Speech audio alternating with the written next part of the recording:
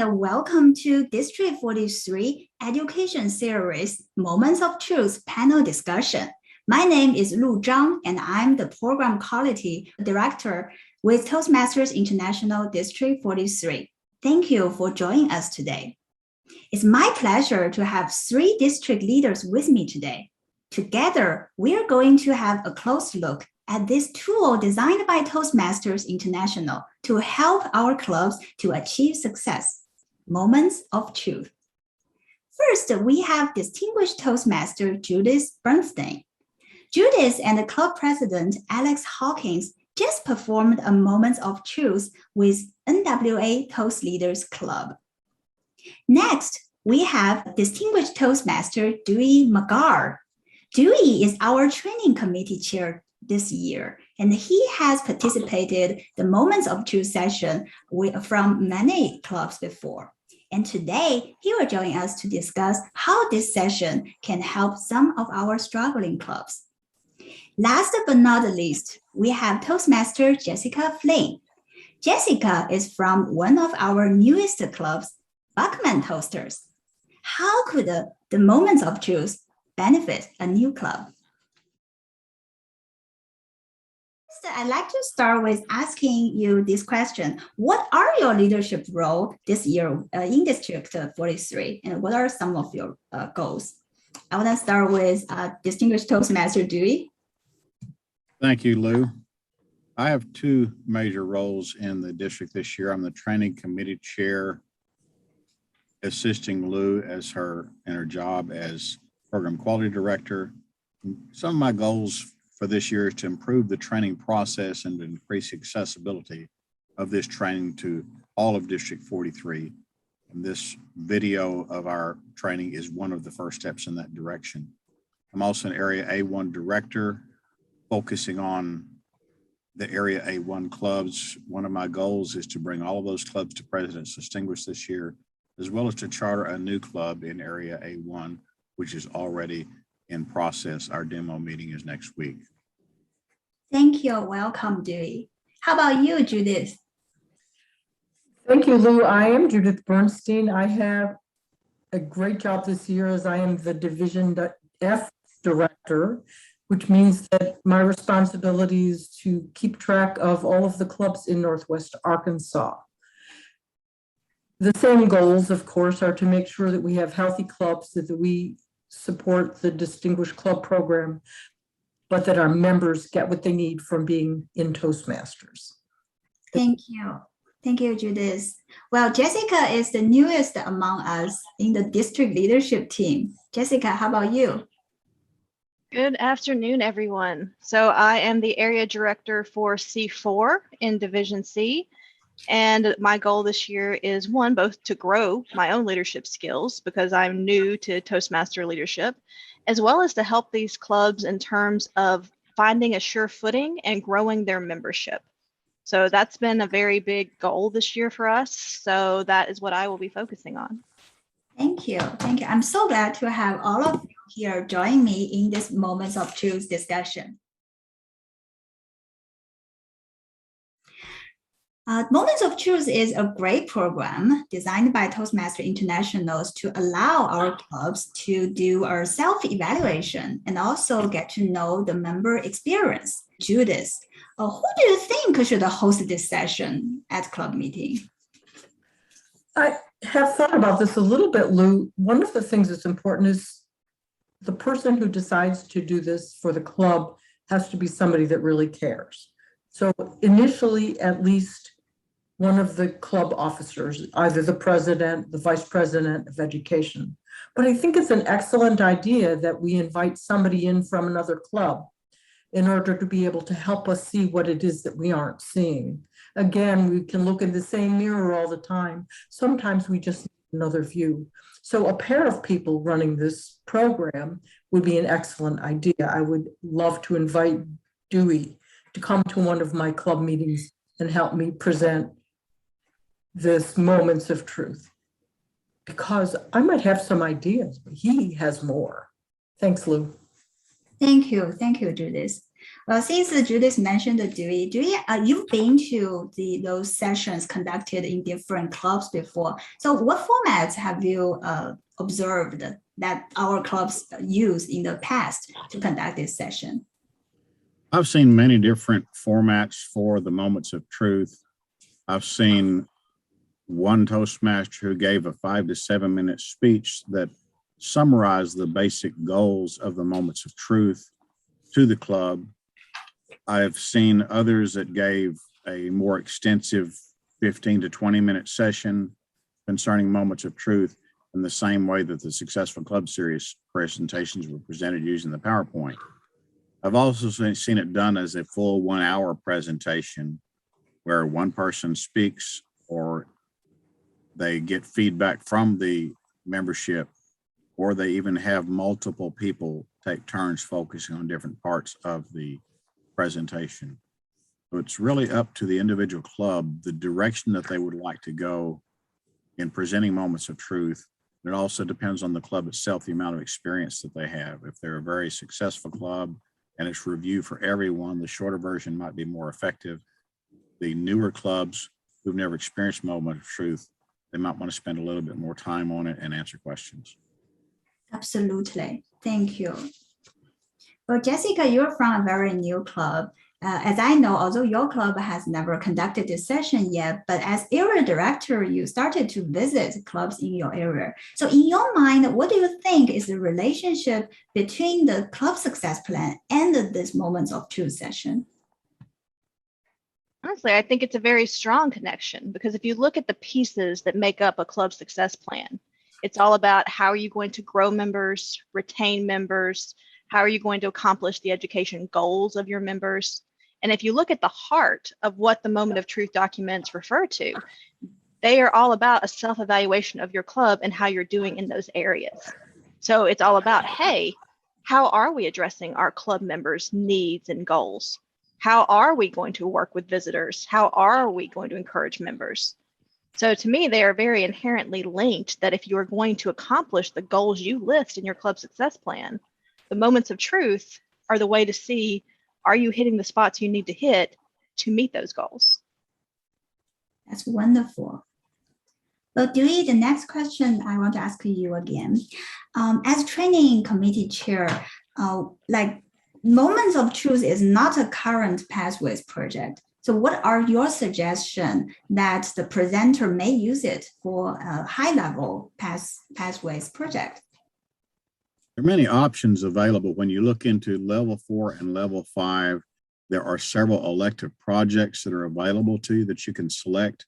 For example, in level 4, the question and answer session is a very good format that you could use for Moments of Truth, where you ask the questions, you get responses from the membership about their observations. Also, you could fit it under public relations strategies, because this is definitely a way to bring people in through Moments of Truth to increase your club retention as well as your club growth. And in level 5, there is a big project called Prepare to Speak Professionally, where you require a 20-minute or longer presentation. And this would fit very well into that, using all of your knowledge about public speaking to present this to your club or to another club. Also, it could be fit into a level 5 project called Moderated Panel Discussion. In that project, you can have multiple people on the panel at the same time giving their ideas and concerning the moments of truth. Thank you. Thank you for all these suggestions. Now let's have a look at what exactly is included in the Moments of Truth session. So there are 6 moments of truth here. The first one is first impressions. First impression. All of us, we have our very first club visit and have our first impression of the club and the Toastmasters International. So I'd like to hear from all of you here. Do you still remember your very first club visit, and what made you decide to stay with Toastmasters Club? I'd like to start with Judith. Thank you again, Lou. I do remember my first Toastmasters Club, and it was in April of 1983. And I'll tell you why I joined and why I stayed. I had been on jury duty, and in those days you had to be there for 2 weeks in the courthouse. And there was this crazy man talking about Toastmasters, and all I could do, and he was relentless, but he was fun and he was playful. I had some things happen to me, and it was a few months later before I was able to attend my first meeting in downtown, cold, dark, rainy Rochester, New York. But I found my way to this room in this office building that had been partially a community college, and I was warmly welcomed. I was immediately made to feel as though I belonged. What I observed was a woman giving a speech from her Competent Communicator manual, a humorous speech on the magnets on her refrigerator. Well, I was rolling on the floor laughing. It was hysterical. It was like, I want to do this. Not I'm afraid to speak in front of people, not I'm terrified, but I want to learn how to do that. I will tell you, I'm still trying to learn how to make people laugh. One of the reasons that I still stay in Toastmasters International is to find that balance between what people will see as irreverent and what people will see as funny. Some of the things that have happened over the past year or so, it hasn't been an experience where if the Toastmaster communicates that they want to be part of the club, that the person who's there to contact them makes sure that they do so. Because I've seen an opportunity where the person just wasn't able to make that virtual connection and lost a prospective member. To make sure that as Toastmasters, first of all, we are human, and the other people need to know that we are human, and we do make mistakes, but that we are human, but get out there and get that contact and make sure that that person has the information they need so that they know when they're ready to start being a member of that club, they know just what to do. And keep trying to think about the funny things on your refrigerator. Thanks, Lou. Thank you, Judith. Thank you, Judith. Next, I'd like to learn more about Jessica's first impression. Jessica, your club has only the virtual experience with Toastmasters meeting. So could you tell us, like, what's your first impression of your club meetings or in general with Toastmasters? No, absolutely. Mine is not nearly as colorful as Toastmaster Judith's, which is disappointing. But my first exposure to Toastmasters came when one of our C-suite executives in Buckman International wanted to start a Toastmasters club because he'd had a positive experience in a previous job. So I was invited. Basically, they sent out an email saying, hey, anyone interested? Professional public speaking, learning, developing, networking. And I went, heck yeah, that sounds just like that's up my alley. So I went to our first demo meeting, and a demo meeting was hosted with various Toastmasters who came in to help host that demo meeting. And in the demo meeting, I just came away really, I guess the best way to explain it is really positively enthusiastic. So sometimes, you come to a meeting and you're just like, okay, I've been to a meeting. It's fine. I've been to a meeting. But Toastmasters, I came in, we had fun. We learned. I got a chance to not only work with some of my coworkers, but get to know other coworkers who I haven't gotten to work as much with. And it was a very positive experience of, oh, okay, this can be an environment where we all come together, we all learn together, and it's not about our day-to-day jobs, it's about developing and growing as people and as an organization and as leaders. I really like this. So I guess my first impression coming from Toastmasters was one of a lot of positivity and a lot of positive energy for change and a lot of a non-judgment for change. So that was very much my first experience, and it remains my experience. Every week when I go to Toastmasters, I learn something new, whether it's a fact about someone I didn't know, a new cool technique for not using a filler word, just a new word in general. So every week I learn something new, and I come away happy and jazzed and more positive in my day-to-day job than I would be otherwise. So I guess that would be my first experience in Toastmasters. Wow, wonderful, wonderful. Well, Dewey, now it's your turn. When it comes to first impressions, I remember my very first Toastmaster meeting. I was asked by a friend to provide transportation to the meeting. It wasn't that I was invited to the meeting, I was just transportation, but I got there, we walked into this huge auditorium with 3 big screens up on the front, one larger than the other two. The meeting was projected on these large screens. I found out later it was being recorded. There were three things that I took away from that meeting. Number one, the professionalism of the entire meeting. Everything was on an agenda. It took place step by step on time with the agenda. I was amazed that they kept to that agenda. Also, the people who spoke were professional in the way they presented themselves. The second thing that I took away from that was the camaraderie. When I walked through the door, before I could find a seat, 6 different people greeted me, introduced themselves, and said they were glad that I was there. That made me feel welcomed and wanted, that I wasn't just the guy bringing somebody to a meeting. They wanted me there as well. And the third thing I took out of that meeting was relationships. I could see that the people there cared about each other.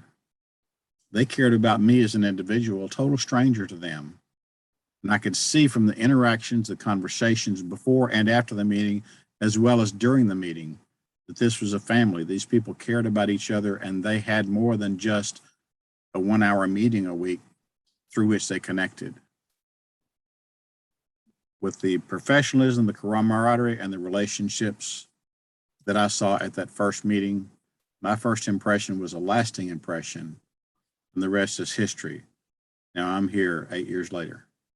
Wow, thank you, thank you. Wow, I enjoyed so much hearing all your first club experience, and all I heard was all of you felt welcomed and felt that's exactly the group that you can achieve your goals and learn and grow. Thank you so much. But the second moment of truth is membership orientation. It conducted in online or in person could be very different. So Judith, could you share with us what have you seen worked well to conduct those membership orientations in the past in person and now in an online setting? Thank you, Lou. I've been in many clubs over the years, and I do believe that what has worked well, what I have seen mostly, is in-person orientations by the mentor, which is assigned to each Toastmaster.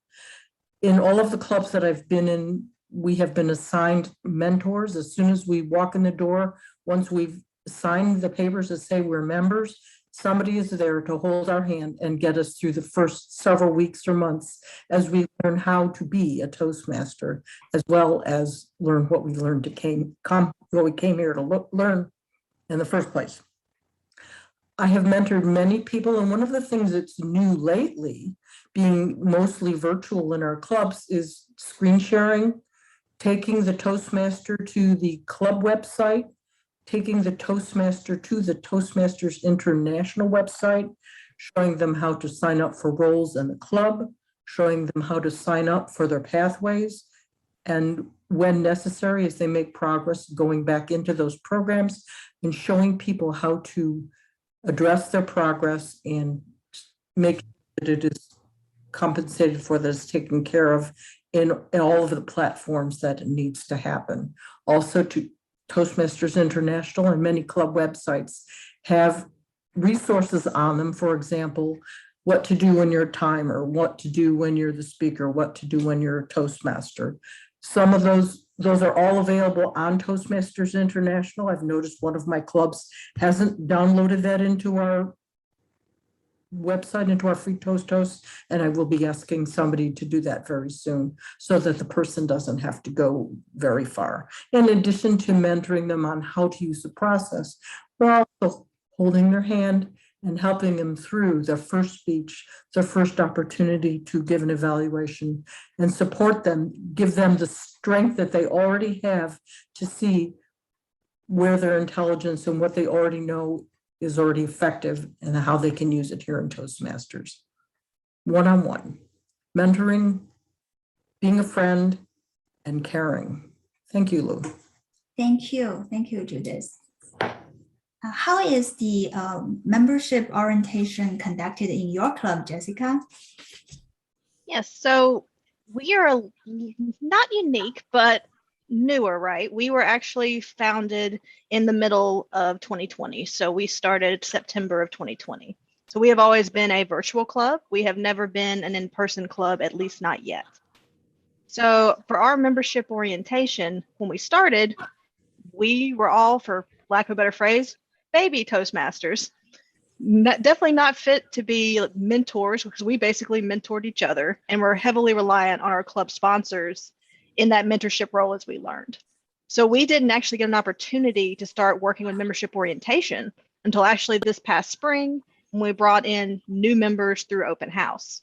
So what we did when we approached that was that each person was assigned a mentor, because now that we've at least been Toastmasters for a little bit, we felt more confident mentoring new Toastmasters.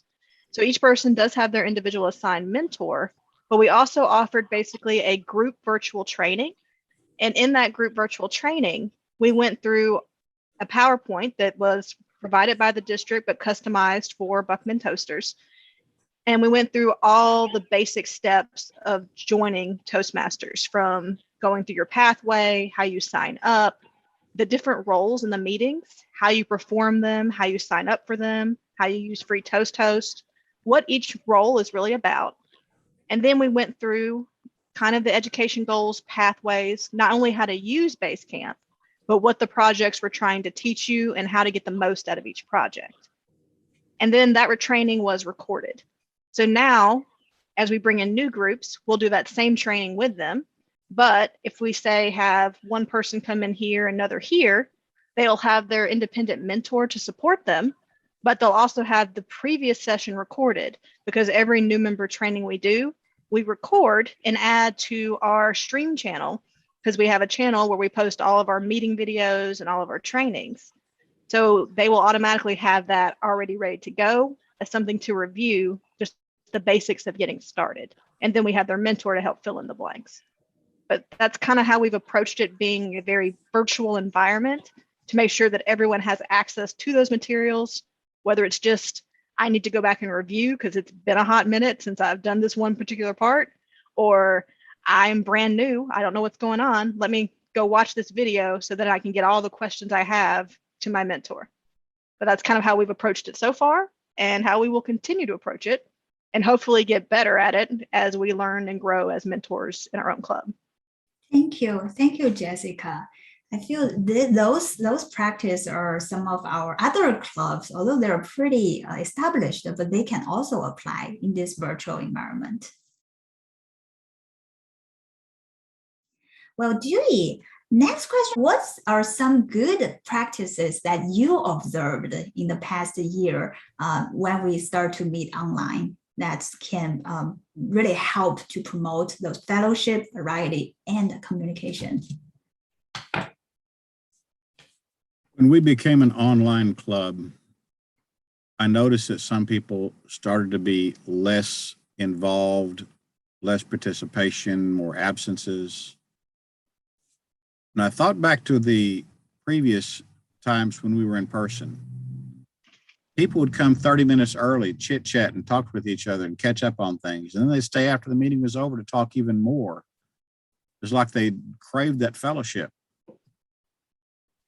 I decided to do the same thing in the online session. I'd open the channel 30, 45 minutes before the session would start and allow people to log in early. I'd even send the invite out to come into the meeting in progress about 30 minutes prior to the meeting start. People would log in early and chit chat about things going on in their lives and what was going on. Then we call the meeting to order on time because everybody's already there by that time. We didn't have to wait for folks to show up late. And then after the meeting was over, let's say the meeting is officially adjourned, but we will leave the channel open for a while to people to chit chat and catch up with each other. And the same thing happened again. They would stay afterwards. Sometimes they would stay 30, 45 minutes, an hour after, just some of them talking with each other. Some would have to log off. They'd have to go back to work, but others would stay to work with that and that fellowship. Another thing that was great is the variety. Because we had some new Toastmasters and some experienced Toastmasters, you might have in the same meeting, on one hand, you've got an icebreaker speech. And on the other hand, you might have someone giving the level 5 speech, prepare to speak professionally. And you see that where they came from. This is where I started and this is where I am now. You can see the contrast right there in that meeting of various people and show the growth that's available to everyone coming in. Another thing that's helpful is having a themed meeting. Have something that is a particular subject that goes throughout the meeting. The subjects may apply to that. The table topics would also fit into there. Throughout the meeting, you see a connection. Even the word of the day would be tied into that as well. When we do other things like that to make it, mix it up, to make it look different, although the agenda is the same, you have some variety in there as well, and that makes a lot of difference. Thank you. Wow, Dewey, you have shared a lot of great practices. Judith, do you have anything to add?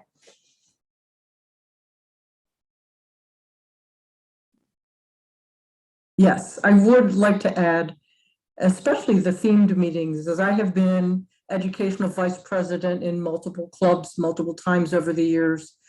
Having a theme is sometimes one of the things that actually holds the club together. It helps people decide what role they want. It helps people decide if they want to. I've had themes where actually all the speakers chose the theme to give their presentations about, as well as table topics and as well as the word of the day, which made it a wonderful, exciting meeting. And there was a piece of me that went, I did that, but no, actually the members did that. It was so exciting to see people take that theme and go, I didn't know what to talk about, so I grabbed the theme and ran with it, and that's wonderful. The creativity of the educational vice president who comes up with themes is good. I always have had a rule that if you sign up to be the Toastmaster of the day, you can change the theme as long as you do it the day you sign up. So that your helpers, the person who's your grammarian and counter, the person who gives your table topics knows what the theme is going to be. So there's flexibility. There's so many fun things. We've tried backwards meetings where the evaluations happen before the speeches. I'm not so fond of that. One of my favorites, though, is a grab bag, where everyone comes prepared to do any role. We put the names in a hat and it gets picked out by the educational vice president, and you will all of a sudden be speaker or Toastmaster or table topics. So you've got to be prepared for whatever role you are chosen. That's fun. Last week, my educational vice president suggested, and we had a day of book reports. And as many people who wanted to sign up and give a book report, we had 3 to 5 minutes each. We had 3 fiction and 3 nonfiction books that people spoke about, and we're somewhat able to comment on other people's books and ask questions about them as well. I now have a list of 5 books I haven't read. One of them I read because I gave a presentation on it, but I am hoping that what I had written influenced somebody else to be able to read that treasured book that I had spoken about. Creativity in table topics, usually meeting the theme. I have seen some very crazy questions, but our rules in table topics is the opportunity to speak off the cuff for 1 to 2 minutes, is there are no rules. You can lie, you can cheat, you can steal, you can make it up, or you can throw out the question and answer another one. I tried so hard to answer Melissa's question last week. It was like, yeah, I got to tell you about the time I ran over a squirrel and his head went over the car. I'm sorry, that's just the story you've got to hear today. Creativity in answers, creativity in questions, and comradeship makes our meetings so much fun. Even on a bad day at Toastmasters, you're having a pretty good day. Thanks, Lou. Thank you. Thank you, Judith. Wow, those are so creative. Well, Jessica, how about you? Do you have more to share with us? I do. But first, I'm going to thank Toastmaster Judith for the excellent idea for the grab bag meeting. I love that. And I'm going to see if we can incorporate that because I want us to do that. But I'll also echo what she says about creative table topics. One of the biggest skills in our club we are all working on, and I mean 90% of us, is improv speaking in the professional environment. Because we are a corporate club, we are all interested in learning how to speak off the cuff, professionally, and ready to go. So one of the highlights of our meetings are always table topics, and we have had some insane creative extremes, from you just walked in the hallway and suddenly the CEO of the company has stopped and asked you this exact question, what do you do? To, oh, well, someone has shown up and claimed to be the long lost child of your spouse. How are you going to handle that? And we have the exact same policy, which is Toastmasters, for table topics, there are no rules. If you want to get creative, you want to spin a tale, or you want to pivot and say, well, I have no opinion on that, but you know what? I do have an opinion on this completely unrelated topic. We do it. So that is always probably one of the highlights when it comes to our meetings in terms of the fellowship piece. Another piece that we do that I particularly enjoy, I don't know how adaptable it is outside of the corporate environment. You'd have to be a little more creative. But because our meetings take place on Microsoft Teams, we have a never-ending, always open Teams chat. And it is open all week long to all our members to post whatever you want. And that is everything from funny comments to a funny GIF to here's the schedule for this week to, oh no, we need someone for this role because someone's going to be out. So even when we're not in our meeting, there is an ongoing meeting chat that has documented every chat we have ever had in our Toastmasters meetings. And it's everything from fun to business to whatever we need to talk about. So that sense of community, even in that meeting, even outside the meeting, never fails to be present. Wow. So I think, yeah, that's a great idea to use the team. That really reminds me of the Hoover platform we used earlier this year for the conference to keep everyone engaged. Yep. Yeah, Judith, I saw you raised your hand. Yes, ma'am, I forgot to talk about this, but I think it's really important for the continuity of the meeting. And that is, as the educational vice president, to make sure that the next week's agenda is completed before you leave your meeting, so that everybody knows when they walk out the virtual door what they're doing when they come back the next time. And if you haven't completed it, make sure that you contact the missing members as soon as possible so that agenda is packed full with amazing Toastmasters. Thank you, Judith. Judith, you told me that VP Education is your favorite club officer role. So I'd like to ask you to continue the discussion about the program planning and meeting organization, which is our next moment of truth. We all know that a lot of our clubs are facing challenges with those low meeting participation. So what have you observed worked really well in this virtual environment? The virtual environment has made attendance easy for anybody who is anywhere.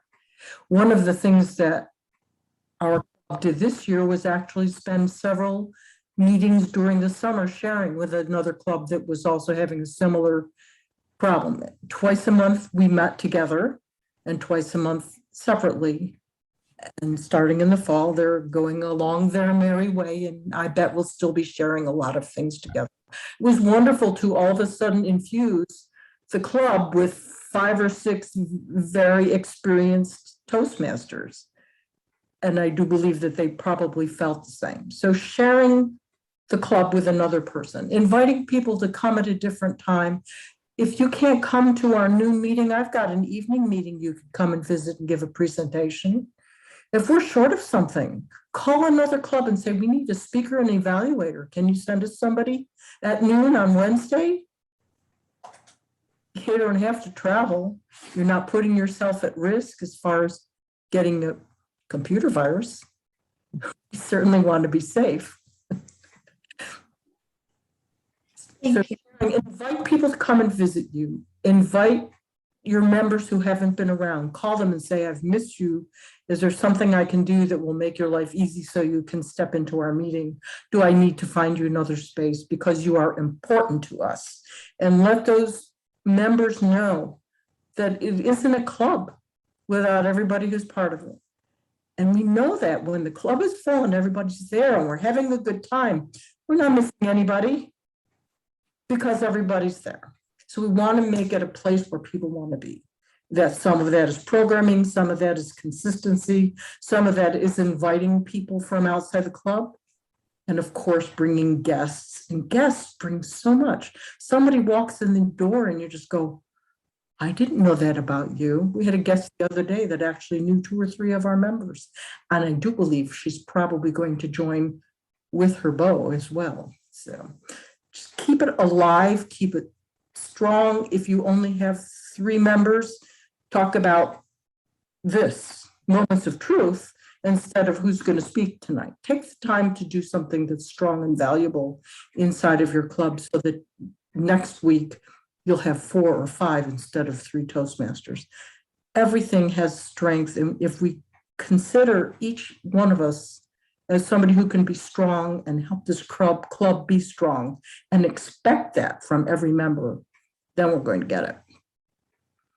Absolutely. Thank you.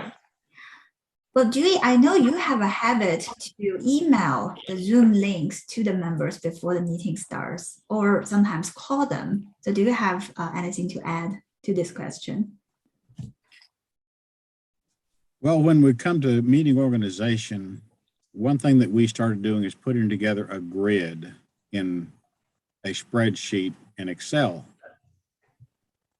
I spread out across the grid all of the meeting roles, making sure that the speakers and the evaluators were equal distant across that line, as well as the Toastmaster and General Evaluator were separated, and then filled in the other roles. Everyone's name is across the top. All the dates for the meetings are down the side. I took that one row, copied it, went down one and over one and pasted it, and took the one on the end and put it at the beginning. Then I created a grid of, we've got 14 meeting roles. In 14 weeks, every member has filled every role. Rather than having them volunteer, they were voluntold to take a given role. If that gave every member the opportunity to fulfill every meeting role, including Speaker 1, Speaker 2, and Speaker 3 in 14 weeks. If they were absent one week, someone else would fill in for them. But we didn't go back to give them the role they missed the next week. The grid moved on as it was originally planned. They would have the opportunity at a future meeting to fill in for someone's role that was absent that day. That gave everyone variety to fill every role, including Toastmaster and timer.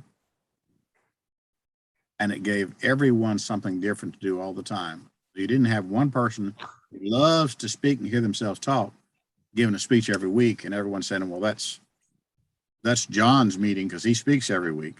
It doesn't happen because everyone gets a chance, an opportunity to speak. So with the grid, that made it easier to get everyone involved, but it made it a lot easier on the Vice President of Education that they didn't have to beg people to take a role because everyone already had a role. And since your Toastmaster promise includes coming to the meetings and participating, then they fulfill the promise by fulfilling the roles on the grid. Thank you. Thank you.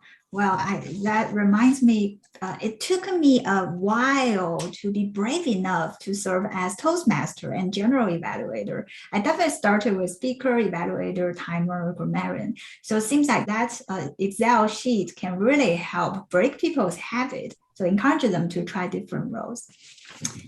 Yes, Jessica. I'm just going to add on and echo Dewey that the model we have shifted to inside of our own club is also a somewhat voluntold model, because what we have discovered more times than not, if we say, okay, meeting next week, who would like to volunteer? You'll occasionally get that lovable sound of chirp, chirp, chirp, chirp, just all crickets. But we have a very engaged club. We have a very active club. And 9 times out of 10, if you say, hey, you've been assigned this role, they're going to do it. They're going to be happy to do it, and they're going to learn from doing it. They're much more likely to take a role and step up to a role when it's assigned than when it's asking for volunteers. But what we've kind of done, since we're fairly new clubs and we have some new members who've come in, is we've adapted it to, yes, we assign the roles, but because we are in a corporate environment, people travel a lot to visit customers or be in the field, things come up. And sometimes maybe they're just not ready. Like, for example, they don't feel wholly confident to give their first speech yet, but they're fine being a grammarian. For every role, we have 2 backups in place. So each role has a list of 3 people, And this, I cannot take credit for this. This was an excellent design by our club's VPE that I wholly applaud. But first day, we have our meeting Wednesday. He says, all right, volunteers come first. If you reach out to me and say you want something, it's yours. Otherwise, tomorrow morning, I'm going to post the assigned list with our 3. And if the first person either can't do it because they're out of the office, aren't confident yet, and would rather do something else, we'll move down our list of 3. And that way, the role is always filled. We've always got someone there to step up. But if you're not quite there yet, you have the chance to say, I need a little more time before I'm ready for this particular role. So that's kind of how we've adapted to that. Also, more volunteers are always welcome. They always get first priority, but the meetings are going to be filled. They're going to be diversified. Everyone's going to get a chance to do different roles for different weeks. So win-win, at least the way I see it. I don't know if they see it that way. That's awesome. Yes, Dewey. One more point I'd like to make concerning the grid that we have. Some people say, well, they've got to be at so many meetings before they should be assigned a certain role. And we thought about it and disagreed with that. When you've been to your first meeting and we got you signed up, you saw all the roles. You can do all of those roles. You may not do it perfectly, but none of us did the first time we did it. Everyone was a Toastmaster the first time, sometime or another. And those who want help can get help from their mentor or from one of the officers or someone else in the club, or you send them a recording from Toastmasters International about how that role works and I'll answer their questions, even have someone sit next to them or have a private chat with them explaining what to do next as they go along, depending on whether you're online or in person. And that builds their confidence so much. When I did the Toastmaster of the day today, and I've just been in Toastmasters 3 weeks, and that gets them more excited once they've accomplished it than the little bit of intrepidation that they had before the meeting. Thank you. Thank you. We have shared so many great practice. I really hope the VP education in our audience could really be inspired and maybe take some of your practices in their club meeting. Let's move to next moment of truth, which is the membership strengths. We all know membership retention is the key to the club success. And what do you think really make the members stay with the club? I want to start with Judith. I may not be the best person to answer this question, except for the fact that I don't know very many people who have stuck with a club as long as I had. And hearing from Dewey probably has something to do with it, and that is because your why changes as you grow with the club. There's so much more to learn. Perfection isn't something that you achieve, it's a goal, it's a direction. Therefore, I'm never going to run out of things to learn as a speaker, as a leader, and that's very important. Briefly, I'd like to share that I started Toastmasters before we all had websites and Facebook page.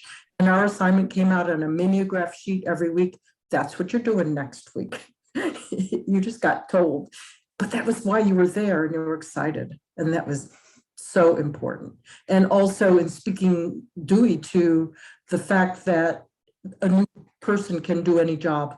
Any new club, everybody's new. And that's exactly what I say when I have people that go, I don't know if I can do that. I said, if you run a brand new club, nobody knows what they're doing. You just go and barrel through it the first time and you learn each time. And we do, there's still something more that we can do each time.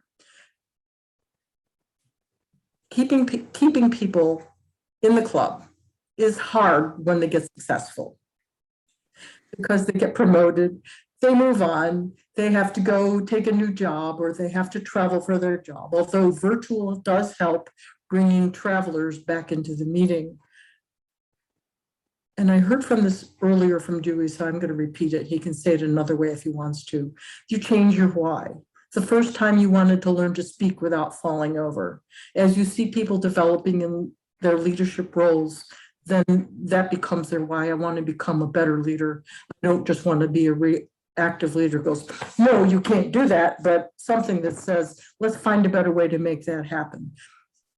And the comradeship. That's so important. If there's somebody that cares. A mentor doesn't go away after you've given your first 3 speeches. A mentor is a friendship and a relationship you have forever, even if you're not still in Toastmasters. And that's so important to make that connection. I think mentors are one of the things that make this strong. If you have a mentor that is committed to you as you are to yourself. Take it away, Lou. Thank you, Judith. Well, Jessica, do you have anything to add? That was so well said. That covered just the complete gambit of membership retention. Well said. What I will add is mostly just an echo of what she's already said, which is making sure that in that environment, you're a team. You're not one person coming into a club. You as a club are a team. One member's success is your success because you've helped them learn. They're helping you learn. You are growing together. So to me, one of the keys to membership retention is whether their why has changed, whether their role has changed, whether they're ready to move on and need to leave. It is a continual, supportive, evolving relationship that isn't confined to that 1 hour a week you meet. You are growing together, and you may grow beyond, and you may circle back. It may be I'm leaving now because my role is requiring a lot of travel and I've learned my first why. And then I'll give the example in our own club. We've had people who've had to step back, take a hiatus because they can't commit to a new why right this second. But the ongoing conversation with them is, hey, when you're ready for your next why, come right on back.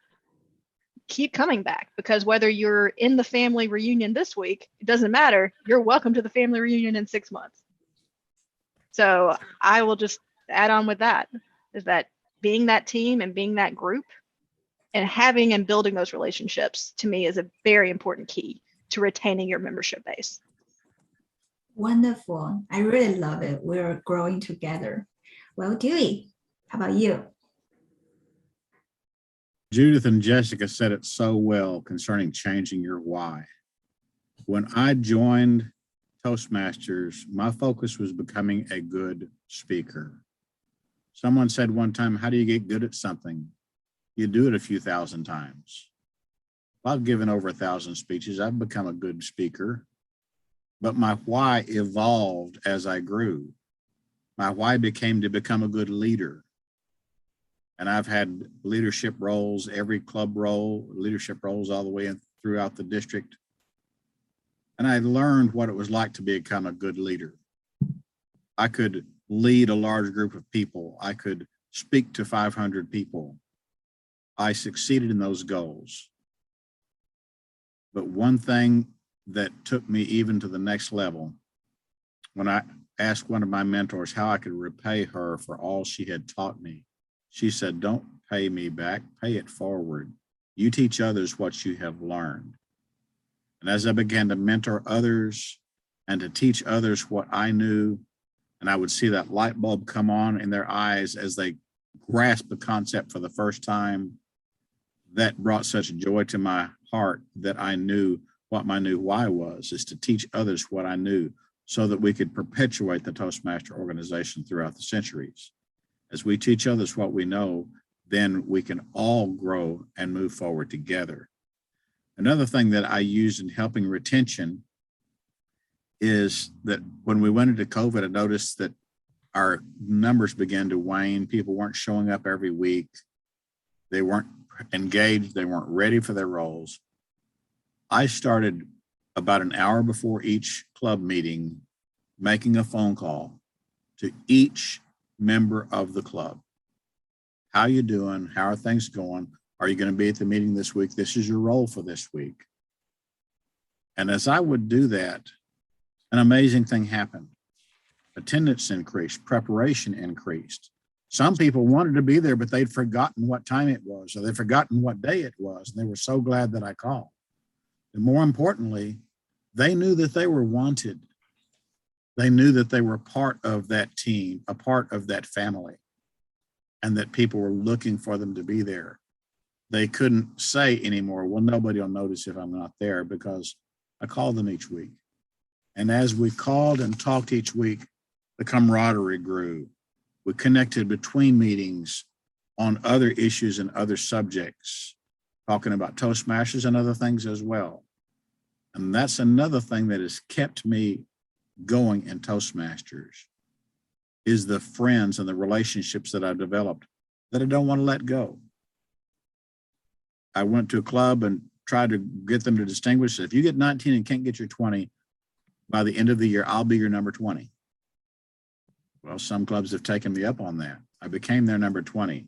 I joined the club, I got involved, began fulfilling the roles. 6 months down the road, I'm part of that family and I don't want to leave. And so I wound up being a member of 8, 10 clubs at a time. And I enjoy every minute of it because it's the relationships in the family. And that's what retention's about. You don't leave family. Well said. Well said, Dewey. We don't leave family, sure.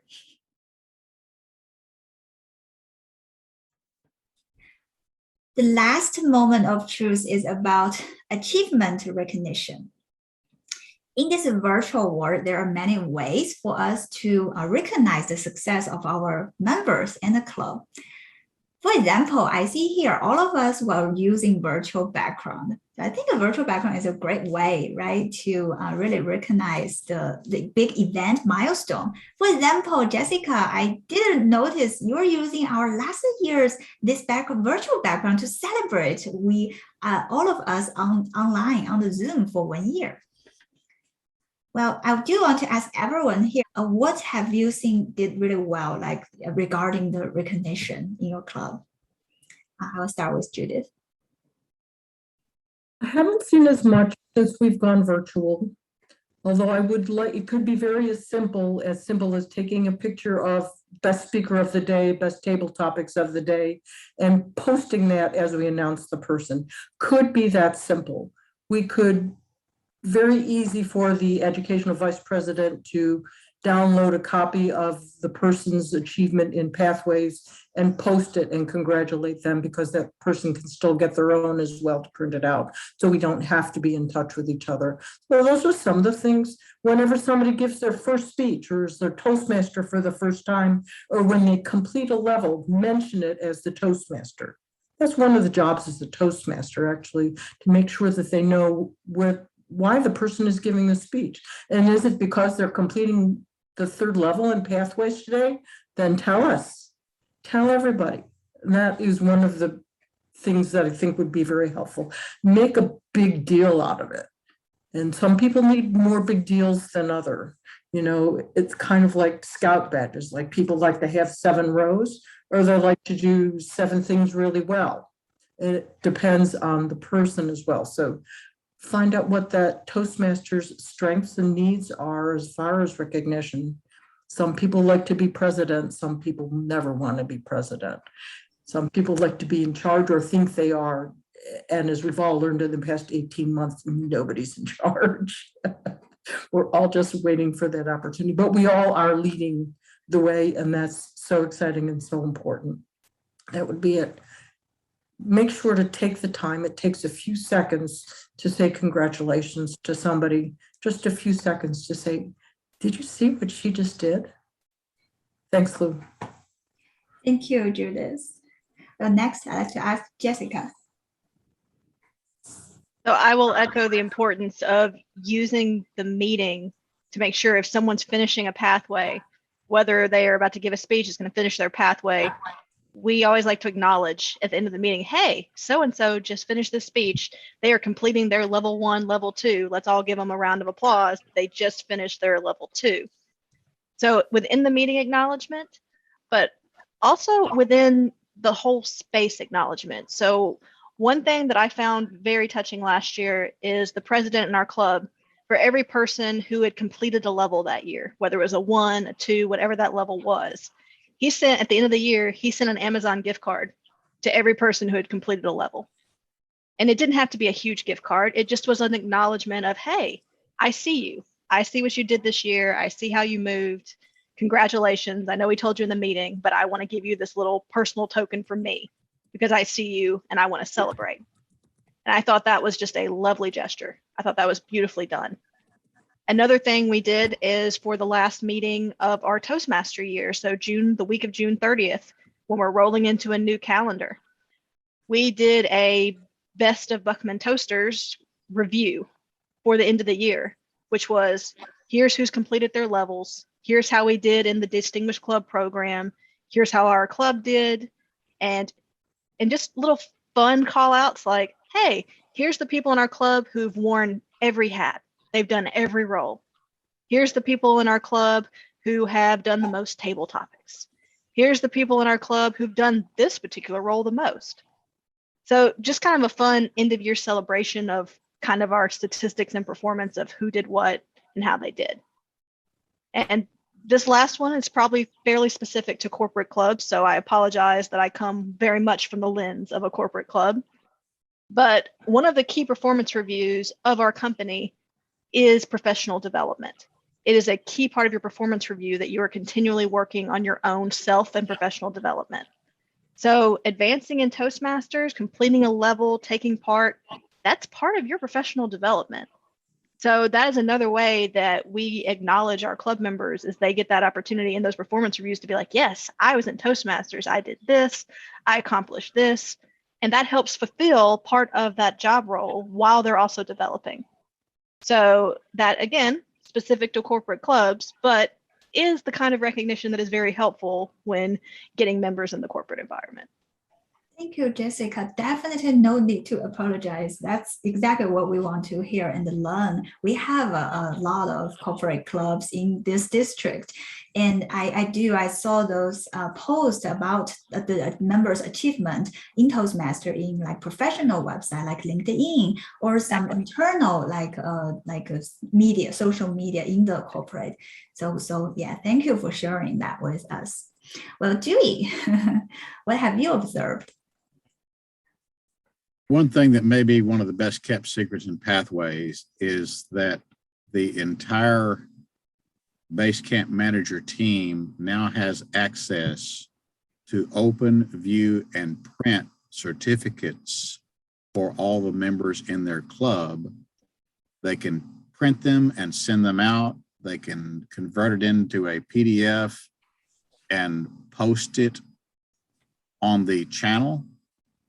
Those who have the skill to turn a second computer on, remembering not to connect the volume on the second computer so there's no feedback, they can put that virtual background up, or simply hide their own view while the camera's on by covering their lens with a piece of paper. They put that screenshot up there as a virtual background showing the picture of the certificate as they announce that certificate to the club of a person who has finished a level or a complete path or even a DTM.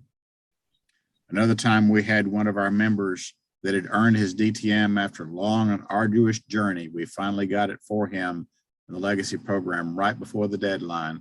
He held his plaque up in front of the camera so that everybody could see his name on that plaque. He was so proud of that.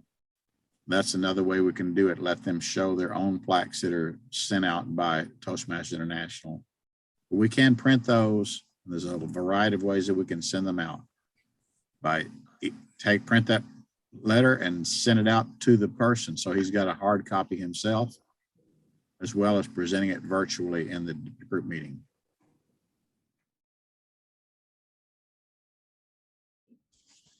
Now we have, we just reviewed all this session. So I really hope for our clubs in our district who have never conducted this session would consider to take the first step. I do want to save some time. Yes, Jessica, to ask you, you are from very new clubs. So do you have any question at this moment as for like, how can you really start? I do, and I was hoping you were going to give us the opportunity, because I, for one, have enjoyed this panel because I am learning from this panel as we do this panel. So I would love to ask my other panelists, for clubs that have never done the moments of truth. So they've seen the PowerPoint, they've seen the documents. What advice do you guys have for how those clubs should approach doing their first moment of truth to get the most out of it? I'd be glad to take that question, Jessica. I was in Toastmasters for nearly 40 years before I opened up the moments of truth and put it to use this year. So first thing is decide to do it. The club that we have meets in the evenings, and we divided it into 3 sections. So we did 2 sections for each meeting. I think that's very important. It would be possible to include all of the officers, perhaps 2 each week, to share the presentation. Make sure that you have opportunity for club members to respond. And there is one section at the end, which I feel needs to be added, is now what are we going to do with the information that we have received? We can pat ourselves on the back for the things that we've done well, but now what will we do to make strengths where we see weaknesses? And that's an important question that needs to be put to the test as well. So question, I'm just going to extend the question because I have you trapped in this room with me. Do you see value in conducting a self-aware moments of truth with the club officer team first, and then doing a broader one with the club, so you kind of get the compare and contrast? Or is it worthwhile just to go straight to the membership? I think straight to the membership, and I'll tell you why, because the officers are members, period, especially in your club. Everybody's only been there for a year. Nobody's higher or lower. They just happen to have the role. So I would say that, unless they want to participate in presenting it. But that could be anybody as well. Anybody that has a project to do could take that opportunity. Dewey. Another thing that you might consider with a brand new club and everyone there is new, you might consider talking to one of the district leaders or a longtime member from another club and ask them to come in. Since we are in a virtual environment, you can get someone from anywhere in the district in all 3 states. The commute time is 15 seconds. They can walk into your virtual meeting and give a professional presentation, either with or without a PowerPoint, and then do a question and answer session concerning what you've got going on, what you can done well and what you don't. Another thing to consider are your area directors. The area directors have a visit report that must be submitted, and that visit report perfectly mirrors the Moments of Truth presentation. Every question of Moments of Truth, they need to answer that question on their visit report. So it'd be useful to tie your area director into your Moments of Truth presentation so that they can not only help you to evaluate yourselves, but also have the answers to the questions for their visit report to be sent to the district and to the Toastmasters International. But don't do it on your own if you don't have experienced people to do it that are comfortable with it. You can reach out. Each club is not an island. The Toastmasters International and District 43 are your family, and we will help you do what you need to do to become successful. Another thing that to consider is the dedicated to members.com website, where we have the mentoring program that's available. We do training sessions on practical Toastmasters. If there's not one scheduled, we'll schedule one to get someone there to fit your needs and your time frame. Also, if you need individual mentors for your members and you don't have experienced ones available, just go to the website, contact Denise Carpenter, and we'll get you connected with some experienced mentors from throughout the district. Thank you, guys. Thank you. Thank you, Dewey, for mentioning the dedicated to members website. So we will, I will make sure this video will be uploaded there as well. And thank you so much, Judith, Jessica, and Dewey for joining us today. We truly appreciate your insights into this Moments of Truth session topic. And for our audience, thank you for joining us. And don't forget, we do have an early bird planning award this month. Clubs who submit club success plan and conduct a Moments of Truth session before the end of this month, August 31st, will receive a $15 Toastmasters International gift certificate.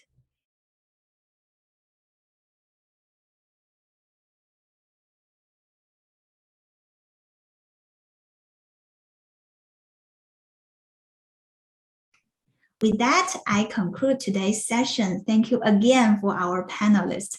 If you are interested to participate in this District 43 education series in the future, please reach out to me at lu.zhang.hope2020@gmail.com.